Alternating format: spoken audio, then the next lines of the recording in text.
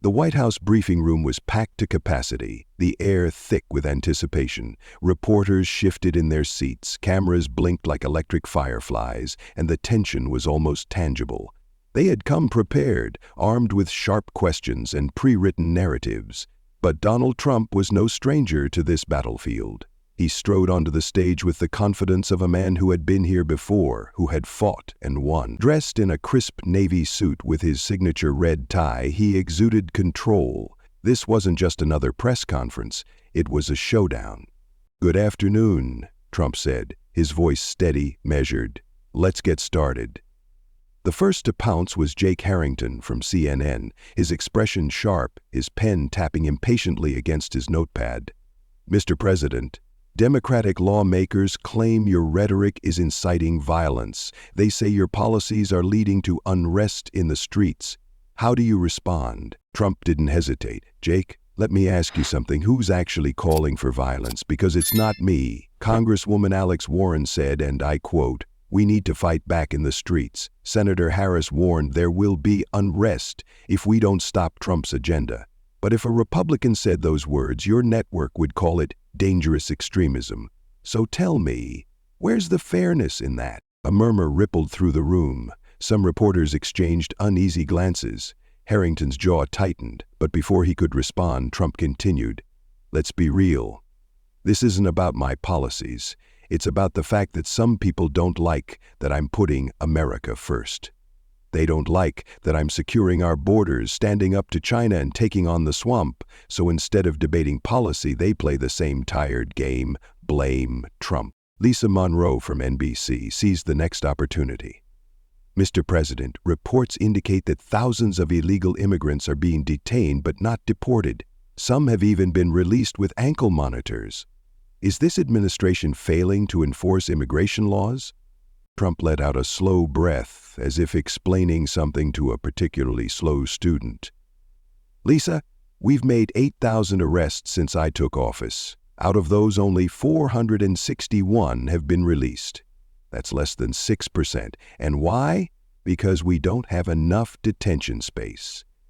Maybe if Congress actually funded ICE instead of playing politics, this wouldn't be an issue." A quiet chuckle came from the back of the room. The energy was shifting. Trump wasn't just answering questions, he was controlling the conversation, and the press was beginning to realize they weren't in charge. Within minutes of Trump leaving the podium, the media machine roared to life. The press briefing hadn't gone as planned. The reporters had walked in expecting to corner him, to force a misstep, a soundbite they could twist. Instead, they had been steamrolled. And now, they were scrambling to reclaim control of the narrative. At CNN, the newsroom was in chaos. Producers barked orders, editors slammed together headlines, and pundits lined up to dissect Trump's words. Jake Harrington, still seething from his exchange, sat in the anchor chair, eyes dark with frustration. "The president once again dodged accountability today," he declared, shaking his head. Instead of addressing real concerns, he attacked the press. "This is dangerous rhetoric." The split screen lit up. MSNBC, The Washington Post, The New York Times, every outlet echoing the same message. Trump was a threat. Trump was reckless. Trump was destroying democracy.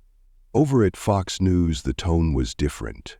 Sean Hannity leaned back in his chair, grinning. "Folks, we just witnessed something incredible," he said, shaking his head with amusement. "The press thought they could trap Trump. They thought they were in control, and he turned the entire thing around on them. This wasn't a press briefing. It was a masterclass." Social media exploded. Hashtags Trump owns media and fake news meltdown shot to the top of trending. Conservative influencers praised Trump's takedown of the press, while left-wing commentators accused him of undermining democracy. At the Capitol, Democratic lawmakers huddled in emergency meetings. Senator Alex Warren slammed a stack of papers onto the table, her face flushed with anger. "This is getting out of control," she snapped. "He's not just attacking journalists, he's making it a movement. His base is eating it up." Congresswoman Ilhan Omar nodded sharply. "We need to push back, hard. The White House can't be allowed to wage war on the free press. "We need hearings," Senator Chris Van Hollen cut in. "A full-scale congressional inquiry into Trump's attacks on journalism. We put him in the hot seat, force him to answer." The plan was set in motion. That night, CNN ran an exclusive report, Inside the White House's War on the Press. The segment painted Trump as an authoritarian bent on silencing journalists. MSNBC hosted a panel discussion titled, "Is Trump the Most Dangerous President in Modern History?" The New York Times ran an op-ed, "Trump Defeats the Truth: How One Man is Dismantling Democracy." And then came the first real warning. Trump's personal phone buzzed, an unknown number. He rarely answered calls outside his trusted circle, but something about this moment felt different. He pressed the phone to his ear. A deep, measured voice, no emotion, no urgency, just a quiet, calculated message. "You think this is a game?" A pause. A breath. "Back off."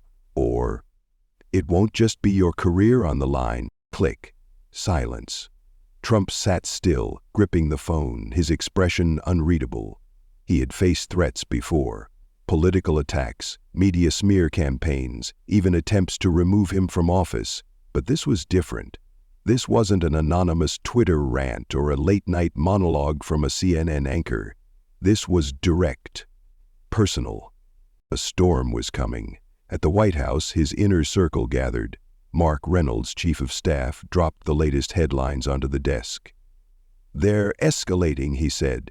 "The entire media complex is aligned against you. They're calling for hearings, investigations. Some are even saying impeachment talk is back on the table." Lisa Harrington, the communications director, exhaled sharply. "They're in full panic mode. They don't just want to fight back. They want to destroy you." Trump leaned back, a slow smirk forming. "Good," he said simply. Mark raised an eyebrow. "Good?" Trump leaned forward, his voice even. "They're scared. That means we're winning." Lisa tapped her pen against the table. "We need to be strategic. They're pushing the idea that you're attacking the free press. We could dial it back, soften the rhetoric." Trump cut her off with a wave of his hand. "No. That's what they expect. That's what they want. If we play nice, they'll just double down. We go harder. We hit back twice as strong." Mark grinned. "So we're going on offense?" Trump nodded. "That's the only way to win." The strategy was set. The press had declared war. But they had underestimated one thing. Trump had no intention of backing down. The hearing room was a battlefield. Cameras lined the walls, their blinking red lights capturing every second. Rows of journalists sat shoulder to shoulder, already typing out their headlines before a single word had been spoken. The Democrats had framed this as a critical hearing, Donald Trump's war on the press and the erosion of democracy. The media hyped it as a defining moment, a chance to finally hold Trump accountable. At the center of it all, Donald Trump sat at the witness table, perfectly composed. He adjusted his tie, leaned back in his chair, and smirked. If the Democrats thought they could rattle him, they were in for a long day. Senator Chris Van Hollen, chairman of the committee, cleared his throat and tapped his microphone. "This hearing will come to order," he announced. He glanced toward the cameras before shifting his focus to Trump. "Mr. Trump, the White House's hostility toward the press has raised serious concerns. Your administration's rhetoric is reckless, dangerous, and undermining public trust in journalism. Today, we expect answers." Trump folded his hands in front of him. "Happy to be here, Senator." Van Hollen's eyes narrowed. He was expecting defiance, not amusement. "Let's start with your last press briefing," he pressed. "You accuse the media of pushing false narratives. Do you deny that your words have contributed to the erosion of trust in journalism?" Trump tilted his head. "I think journalism has done a pretty good job of that all by itself." The room tensed. Van Hollen exhaled sharply, gripping his pen. "So you believe the media is the problem, not your administration's rhetoric?" Trump leaned forward, his voice steady. "Senator, do you remember when the New York Times ran a front-page story about Russian collusion, a total hoax? When CNN pushed the Steele dossier as if it were gospel? When the Washington Post insisted the Hunter Biden laptop was Russian disinformation even though it was real? Van Hollen's jaw tightened, but Trump wasn't done. You talk about trust, he continued, but what happens when the press lies, when they twist stories to fit their agenda, and when we call them out, suddenly it's an attack on democracy? No, Senator, the real attack on democracy is a media that refuses to be held accountable. A murmur rippled through the chamber. Even some of the Democratic aides exchanged uneasy glances. Across the aisle, Republican Senator Kevin McCarthy smirked. Congresswoman Ilhan Omar took the microphone next. Mr. Trump, she began, her voice sharp, your administration's immigration policies have been widely condemned. You've defended mass deportations, detention centers, and the refusal to grant asylum to vulnerable populations. Do you stand by these cruel policies? Trump didn't blink. What I stand by, he said evenly, is the rule of law. Omar leaned forward. Are you denying that these policies disproportionately harm marginalized communities? Trump exhaled and looked around the room. Then, slowly, he asked, let me ask a question. Who here lives in a gated community? A pause. A few lawmakers exchanged glances. Who here has armed security? More silence. Who here locks their doors at night? No one spoke. Trump smirked. You see, you believe in borders. You just don't think the rest of the country deserves them. A murmur turned into scattered applause from the back of the room. Omar's eyes flickered toward the cameras, clearly thrown off balance. Trump continued, his voice calm, deliberate. This isn't about cruelty. It's about sovereignty. It's about protecting American citizens. If you want to debate immigration policy, let's have an honest conversation. But don't stand behind walls while telling working-class Americans they don't deserve the same security you take for granted. The hearing dragged on. The Democrats attacked, but Trump countered. Then came the turning point. Senator Richard Blumenthal leaned in, voice low and deliberate. Mr. Trump, we have evidence that a coordinated effort exists within the White House to manipulate the press. That you are part of a deliberate strategy to discredit journalists and control the flow of information. Would you like to respond? Trump took a slow breath. Then he smiled. Senator, he said, it's fascinating that you accuse me of controlling narratives when the media has been doing exactly that for years. He turned toward the cameras. I wasn't supposed to win that press briefing. The press had their gotcha moment planned. They wanted me cornered, and when that didn't happen, they panicked. Blumenthal's grip tightened on his papers. You call it manipulation, Trump continued. I call it pushing back. He gestured toward the journalists in the back. The media wants to control the story. They want to shape reality. But yesterday I reminded them, and the American people, that they don't own the truth. A shift moved through the room, the realization. Trump wasn't defensive. He wasn't on trial. He was winning. By the time the hearing ended, the headlines were already changing. Trump just took Congress to school. The moment Democrats lost the narrative. Did Trump just redefine presidential power? The media had thrown everything they had at him, but instead of being destroyed, Trump had become a movement. That night, a clip of his Blumenthal takedown went viral. By midnight, Trump owns Congress had over 25 million mentions. And then something unexpected happened. Trump's phone buzzed, a private message from a name he hadn't seen in years. Trump, we need to talk. There's an opportunity here you can't ignore. The sender? A kingmaker in Washington. Trump stared at the screen, his mind racing. Because this wasn't just about a press briefing. This wasn't just about fighting the media. This was something bigger.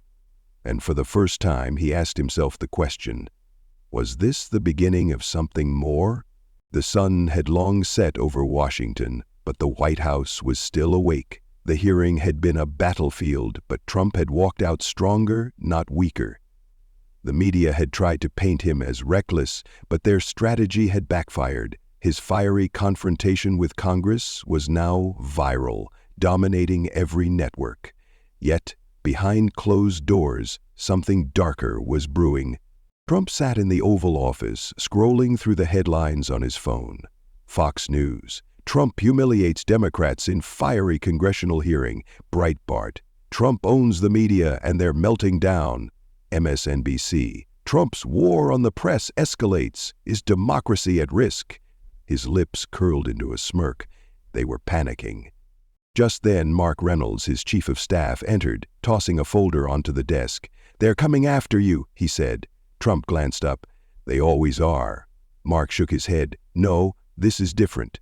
He flipped open the folder, revealing a series of classified memos, internal Democratic Party emails, and media coordination reports. "They're planning a full-scale assault," Mark explained. "Editorial boards, hit pieces, interviews with so-called insiders. They want to smear you beyond repair." Trump leaned back, unconcerned. "Let them try." Mark hesitated, then slid a black phone across the desk. "This came in earlier. You should listen." Trump raised an eyebrow. The number was blocked. He hit play. A deep, calm voice. Measured. No emotion. "You think this is a game?" A pause. A breath. "Back off, or it won't just be your career on the line." Mark crossed his arms. "This isn't some CNN anchor crying on live TV. This is a warning." Trump sat still, his expression unreadable. He had faced threats, impeachment trials, lawsuits, and media witch hunts, but something about this was different. For a brief second the room was quiet, then slowly Trump smirked. "Good," he said. "That means they're scared." Mark frowned. "That means they're desperate." Lisa Harrington, the communications director, entered the room, looking tense. "Mr. President, the Washington Post is publishing a piece tomorrow claiming you're coordinating with foreign actors to attack the media." Trump snorted. "They said the same thing in 2016 and 2019 and 2020. Lisa shook her head. "This time they're linking it to the hearing. They're saying you manipulated the public into believing that the press is the enemy." Trump leaned forward, his expression turning sharp. "The press made themselves the enemy. I just reminded people," Mark exhaled. "We have two options. Pull back, soften your stance, de-escalate." Trump raised a hand. "Not happening." Lisa exchanged a glance with Mark. "Then we go on offense," she said carefully. "Double down, expose the bias in real time, make the media the story." Trump's eyes gleamed. "Now that's more like it." Mark glanced at the clock. "They're preparing to launch another round of attacks. Congress is floating the idea of an ethics investigation into your attacks on the press. If they move forward, they'll drag you into hearings again." Trump folded his hands. "Good. I hope they do." Lisa looked surprised. "You want them to?" Trump smirked. "Of course. If they put me on that stand, I get a national audience, and I won't be the one on trial. They will." The strategy was set. The media war had entered its most dangerous phase. The White House would not retreat. The Democrats in the media would not stop. And somewhere in the dark corners of Washington, the people who had everything to lose were making desperate calls. Because if Trump couldn't be stopped by words, then what came next? The media thought they had him cornered. The Democrats believed they could intimidate him into retreat. But they underestimated the one thing that had always set Donald Trump apart. He never played defense. The morning after the ominous phone call, Trump stood on stage at a massive rally in Dallas, Texas. Tens of thousands of supporters packed the arena, waving American flags, their energy electrifying. The media had spent days attacking him, branding him a threat, a danger to democracy. But here, surrounded by the people, he was stronger than ever. He stepped up to the microphone, adjusted his signature red tie, and looked out over the crowd. "They tried to silence us," he began, his voice steady but laced with fire. "They tried to control the narrative, to tell you what to think. They don't just want to beat us, they want to erase us." The crowd erupted into boos, directing their anger toward the media section. The press cameras zoomed in, capturing the energy of the moment, but they had lost control of the story. Trump smirked. "But guess what?" He paused for dramatic effect. "We're still here, and we're not backing down." A thunderous cheer rolled through the stadium. The press thought they were in charge. They thought they could frame the story. But guess what? the American people, you see the truth. Chants USA, USA, USA filled the air, drowning out even the reporters' voices in the media box. Trump leaned forward, lowering his voice just enough to make the crowd hang on to his every word. And that's why they're scared. A hush fell over the crowd. "They don't fear me," he said, his gaze sweeping over the stadium. "They fear you." The eruption of cheers that followed shook the very foundation of the arena. Within minutes, the internet was on fire. Hashtags Trump fights back and We the People trended worldwide. Millions of Americans felt heard, felt like they had a voice again. The mainstream media scrambled to control the damage.